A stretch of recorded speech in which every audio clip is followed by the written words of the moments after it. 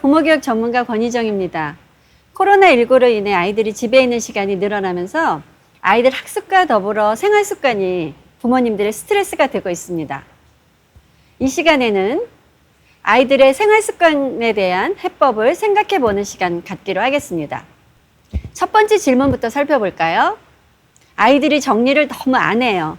언제까지 뒤치다꺼리를 해야 할까요? 어지르는 습관을 어떻게 하면 고쳐줄 수 있을까요? 일일이 쫓아다니며 치워주자니 이건 아닌 것 같고 그냥 놔주다니 집안이 난장판이 되고 부모님도 편하고 아이도 좋은 습관을 갖기 위해 어떻게 해야 하는지 살펴보기로 하겠습니다. 사람은 발달 단계별로 인생의 숙제가 있습니다. 영아기, 유아기, 아동기, 청소년기의 숙제, 그 이외에도 숙제는 있습니다. 아이가 성인이 될 때까지 부모는 아이의 인생의 숙제를 도와주셔야 합니다. 아이가 숙제를 하지 않았을 때 혼나는 걸로 면죄부를 얻게 되면 아이는 혼나면 되지 뭐 하면서 숙제를 안 하게 됩니다. 혼나는 것 그걸로 아이는 끝나니까요. 그러나 성장 과정에서 꼭 해야 하는 숙제는 그 시기에 하지 않으면 다음 시기로 숙제가 지연됩니다. 다음 시기에 해야 할 숙제도 만만치 않은데 그 전 단계의 미해결 숙제까지 겹치게 되면 부모님과 아이는 모두 힘들어집니다. 따라서 아이의 숙제가 미뤄지지 않게 부모님께서 도와주시길 바랍니다. 정리정돈은 그럼 과연 어느 시기의 숙제일까요?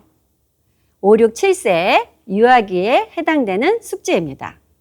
그런데 그 시기에 숙제를 못하면 자연스럽게 초등 시기인 아동기로 숙제가 넘어가게 됩니다. 아동기에 못하면 청소년기, 청소년기에 못하면 성인기까지 숙제가 미뤄집니다. 여러분들 주변에 정리정돈 못하는 어른 계신가요? 그래요. 그분은 숙제가 지연된 거라고 볼 수 있죠. 그렇다면 그나마 지금이 자녀가 정리정돈을 배울 수 있는 가장 빠른 시기이니까 그 방법을 함께 찾아보기로 하겠습니다. 외출한 아이 방을 들여다보신 적 있으세요? 벗어놓은 양말이 책상 위에 한 짝, 방바닥에 한 짝, 먹고 난 과자 봉지는 침대에서 입을 벌리고 있고 뒤집어 벗어놓은 옷은 방바닥에 널려 있고 한마디로 폭격 맞은 듯한 방. 어떻게 하세요? 아이고, 한숨 쉬시며 치워주시나요? 알아서 하겠지 하시면서 조용히 방문을 닫으시나요? 만약 아이가 없는 사이에 방을 깨끗하게 치워주신다면 어머님은 아이 방의 우렁각시가 되시는 거예요. 우렁각시 혹시 아세요? 우렁각시는 아무도 없는 사이에 몰래 와서 살며시 집안을 깨끗하게 정리하고 사라진답니다.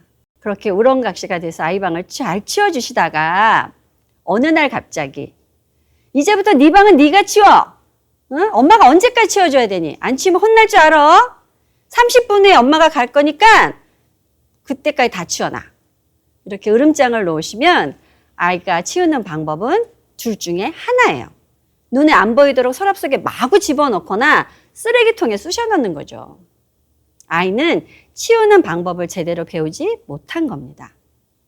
정리정돈은 모든 일의 시작이 되는 매우 중요한 습관입니다. 아이와 부모님 모두가 편안할 때 정리정돈에 대해 이야기 나눠보세요. 방 정리가 안 되는 아이의 상황을 먼저 파악해 보시는 거예요. 치울 줄 몰라서 그러는 건지, 치울 줄 아는데 치우기가 힘들어서 그러는 건지 파악하는 거죠. 방 전체를 치우는 것을 힘들다고 하면 책상 위, 방바닥, 침대 등 아이가 원하는 한 곳부터 정리하도록 제안하는 겁니다.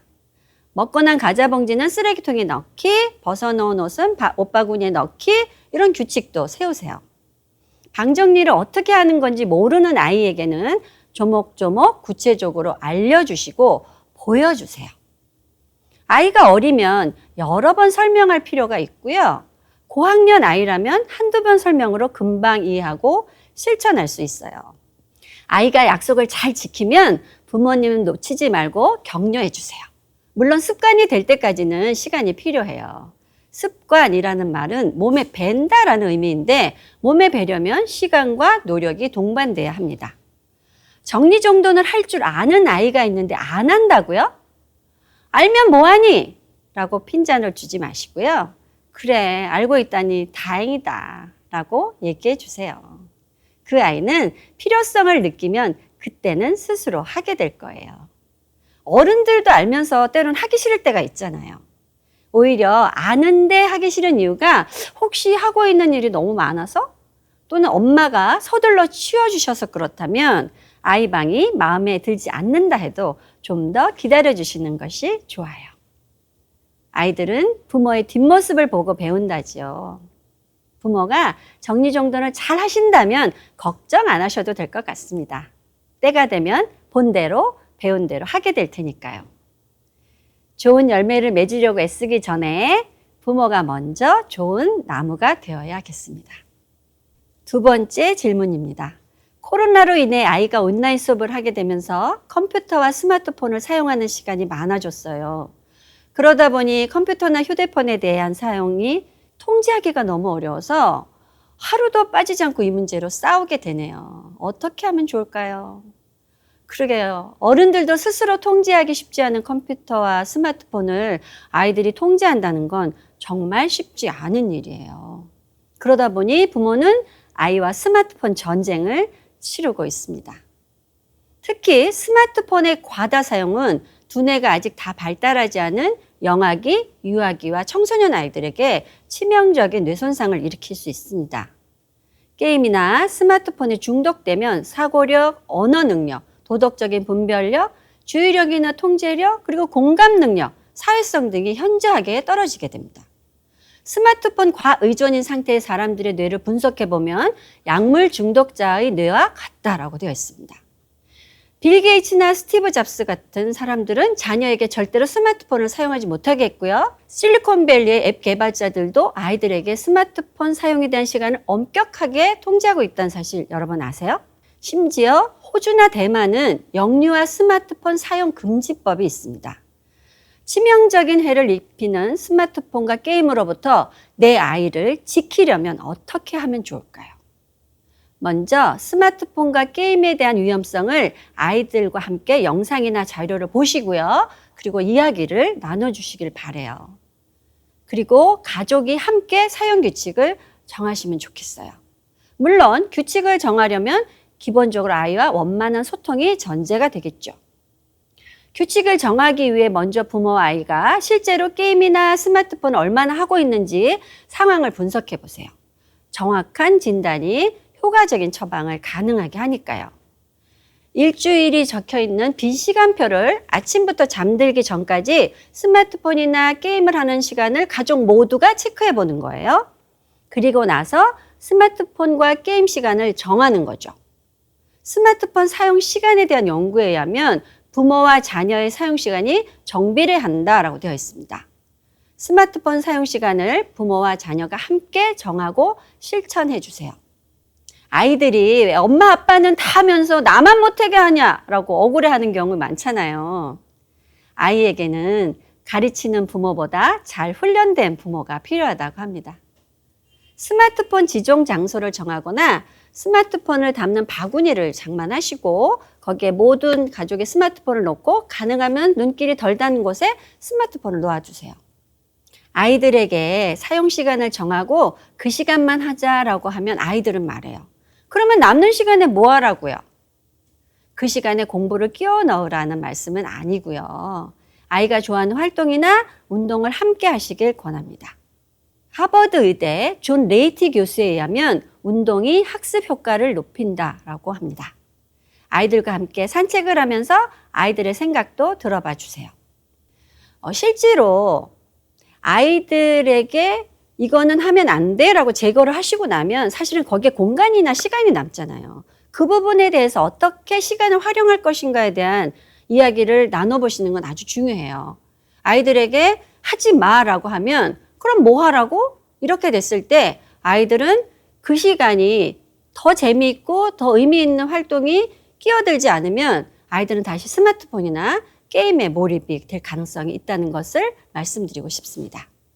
전문가들은 스마트폰으로부터 아이를 보호할 수 있는 방법으로 부모님이 하루 최소 10분 동안은 아이들 얘기를 경청하라고 제안하고 있습니다.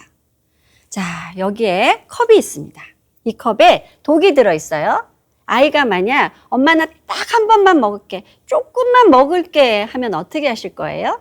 아무리 아이가 애처로워 보여도 부모는 이 독이 든 컵을 아이에게 줄 수 없습니다.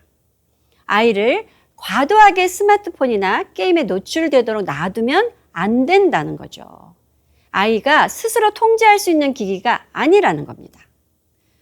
모든 부모는 아이를 사랑하시고 아이가 원하는 건 다 해주고 싶어 하세요.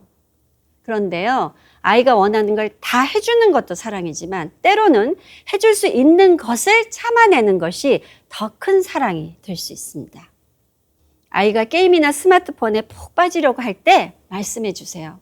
네가 얼마나 스마트폰을, 게임을 하고 싶어 하는지 알아.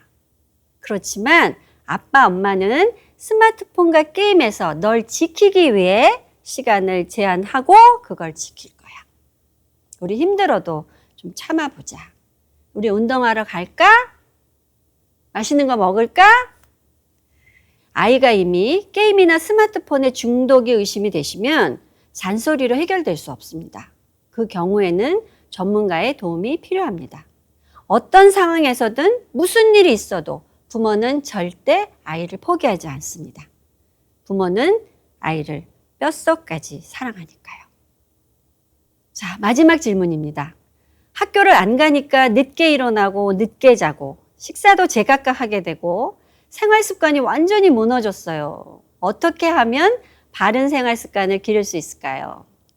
아이들의 생활 습관에 대한 부모님들의 고민은 정말 많아요. 오늘 바른 생활 습관의 시작이 무엇인지 말씀드려 볼게요. 자, 바른 생활 습관의 시작은 식사 시간, 기상과 취침 시간을 먼저 정하시는 거라고 할 수 있는데요. 혹시 여러분 가정에는 이 시간이 정해져 있나요? 정해져 있다면 가족 모두의 합의에 의해서 정해진 건가요? 아니면 엄마의 머릿속에만 있고 엄마 혼자만 알고 계신 건가요? 시간을 정할 때는 가족 모두 합의를 해서 정하시는 게 좋습니다. 엄마 혼자 정하고 엄마 머릿속에만 있으면 엄마 혼자 서두르시고 재촉하시게 되죠. 시간을 정해 놓으면 어떤 좋은 점이 있을까요? 규칙적인 생활을 할 수 있고 또 시간을 좀 더 효율적으로 사용할 수 있겠죠.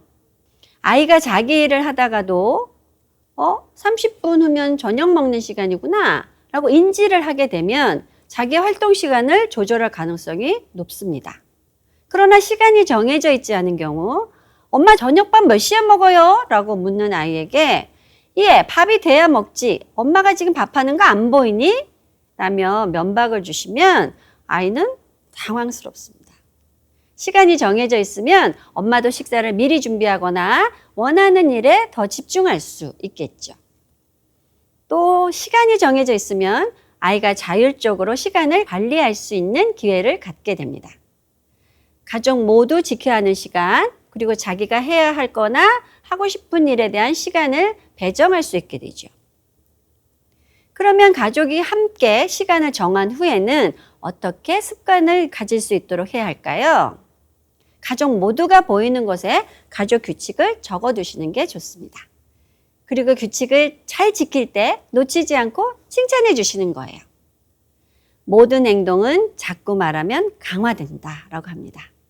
규칙을 지키지 않았을 때 야단치시기보다는 잘 지켰을 때 놓치지 않고 엄지척 해주시는 거죠. 일주일 정도 실천한 후에 가족 모두가 모여서 지난 일주일을 돌아보면서 스스로 자기 평가를 해보세요. 잘한 거, 아쉬운 것을 말한 다음에 다른 가족들에겐 잘한 것만 얘기해주면 좋겠어요. 그리고 앞으로 어떻게 할지 그런 것에 대해서 좀 더 효과적으로 할 수 있는 방법을 의논해 보는 거죠. 처음에는 바른 습관을 들이는 것이 무척 힘들어서 많은 노력이 필요하지만 꾸준히 실천하다 보면 어느 순간 습관에 의해 행동하고 있음을 발견하게 될 것입니다. 우리 어머님들께서 혹시 아주 피곤하신 몸을 이끌고 주무시려고 자리에 누웠는데 어머 나 이 안 닦았어 이러고 벌떡 일어나셔서 이를 닦으러 가신 경험 있으실 거예요. 바로 내게 만들어진 이 닦기 습관이 나를 행동하게 만드는 거죠. 그래서 습관은 무서운 힘이 있는 것 같습니다. 부모 교육을 하면서 부모님들께 어떤 부모가 되고 싶으세요? 라는 질문을 제가 많이 하는데요. 대부분의 부모님들은 친구 같은 부모가 되고 싶다라는 말씀을 많이 하십니다. 부모는 때로는 아이에게 친구처럼 편안하게 대해주어야 할 때도 있지만 존경받을 수 있어야 한다고 생각합니다. 존경받는 부모가 되기 위해 아이들에게 함께 정한 규칙을 부모님이 먼저 솔선수범해 주시면 좋겠습니다. 무언가를 반복적으로 하면 그 무엇이 우리가 된다. 유능함이란 행동이 아니라 습관이다 라고 아리스토텔레스는 말합니다. 부모님께서 보여주신 좋은 습관이 우리 아이를 세상을 살아가는데 큰 재산이 될 것입니다. 지금까지 생활 습관에 대해 말씀드렸는데요. 조금이라도 도움이 되셨길 바랍니다. 부모 노릇 많이 힘드시죠? 그럴 땐 아이들에게 솔직하게 말씀하세요. 아빠, 엄마가 처음이라 어렵고 힘들어. 그러면 아이들이 기꺼이 엄마, 아빠를 위로하고 힘이 되어줄 겁니다. 아이들과 행복하세요. 감사합니다.